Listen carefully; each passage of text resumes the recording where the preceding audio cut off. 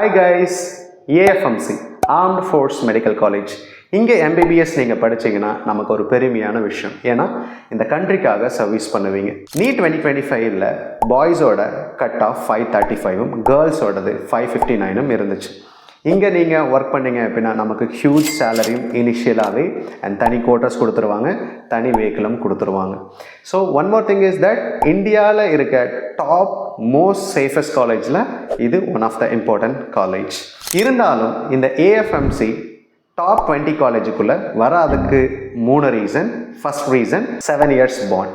நீங்கள் admission ஆகும்போதே 7 years பாண்டில் நீங்கள் சைன் பண்ணி ஆகணும்.